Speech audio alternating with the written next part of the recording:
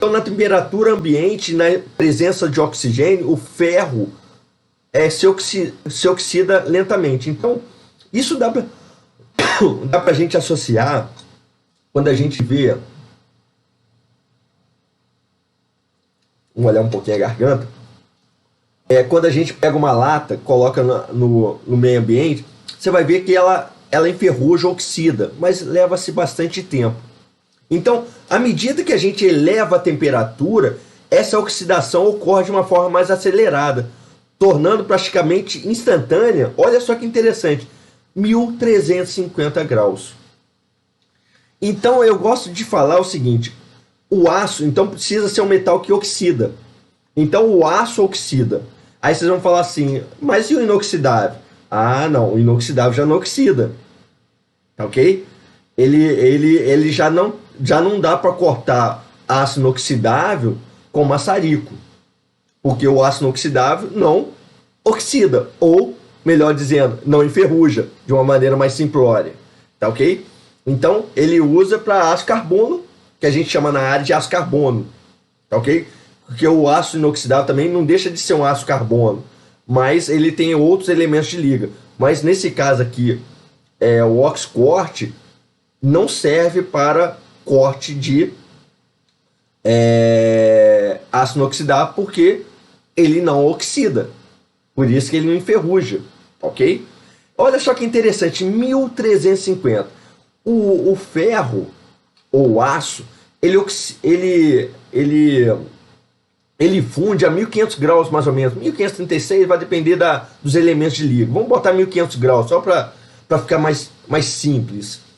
Então, olha só que interessante. Nesse processo, e que eu sempre falo, eu não quero fundir o material. Porque toda vez que funde, não sei vocês que têm mais experiência aí, devem ter observado, que gera aquela borra que fica na borda do material. Aquela borra significa que o material fundiu. Então o oxcorte, na verdade, eu não preciso fundir o material.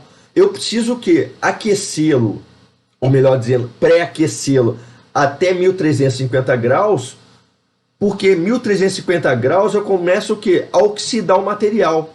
Quando o material oxida, ele fica o quê? Frágil. Ele fragiliza. E aí, nessa fragilização do material, eu injeto o oxigênio com alta pressão, que faz com que esse material que oxidou ele seja empurrado pelo oxigênio em alta pressão. Tá ok? Então, nessa temperatura, chamada temperatura de oxidação viva, olha só que interessante, 1350 graus. O calor fornecido pela reação é suficiente para liquefazer o óxido formado e realimentar a reação. Então, na verdade, ele liquefaz o que? O óxido, não o material, porque você vai ver que muitas das vezes a temperatura atinge mais de 1500 graus, começa a dar borra. Aquela borra que dá ali do lado significa que você ultrapassou 1500 graus, você fundiu o material. Então, o oxcorte não há necessidade de você fundir o material. Então, a gente fala o seguinte, você aquece o material, você vem aquecendo o material e vem injetando o oxigênio. Você vai ver que quando ele atinge 1350 graus, ele começa o quê? Ele começa o corte. Só que o que acontece? As pessoas ficam muito tempo com o maçarico esquentando muito a chapa. E quando ele aciona o oxigênio com alta pressão, o que acontece? Ele oxida o material, isso gera uma reação exotérmica que aumenta mais ainda a temperatura, aí passa a fundir o material. Então o processo se baseia no aquecimento localizado feito com maçarico especial de corte. Qual que é a diferença dele de um maçarico comum de soldagem? É que ele tem esse jato de oxigênio em alta pressão. Tá ok? Essa é a diferença. Então, ao atingir a temperatura de oxidação viva, segue o quê? A injeção de oxigênio. Então, eu não quero fundir o material. Eu quero deixar bem claro que o oxcorte não é fusão.